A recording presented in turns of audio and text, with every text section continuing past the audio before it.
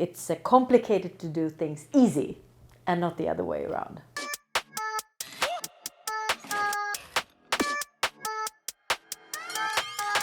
Maybe that's why many leadership teams hesitate to work on salaries in a structured way, because it is difficult and it's difficult to explain.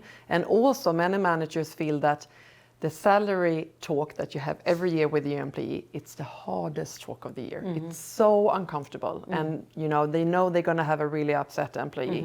So what we did at Absolut, and I've done it in other companies as well, is actually at the salary review period to offer education and difficult conversations. Everybody gets the same because they don't want to get into the conversations. That's really unfair.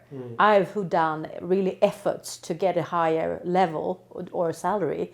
I get the same as everybody else because my manager can't take that discussion. For me as a foreigner to Sweden, at least for me, it's much more natural to talk about money. I don't have any problem to talk about money. We don't talk about money here. So I tend to ask that question to my customers. So the people in my customer are mostly head of TAs or head of HR.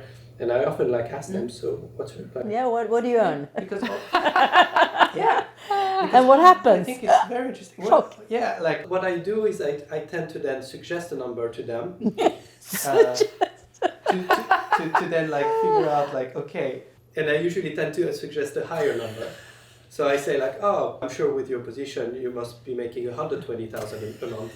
But isn't your view that people talk more and more about salaries, like the younger generation? Maybe. And maybe it's nice to earn much nowadays. When I grew up, it was nothing that nobody... nothing to be proud of. No, nothing to be proud of. More we're not talking about that. But now I think younger people are proud. Yeah, I think it's a generation thing.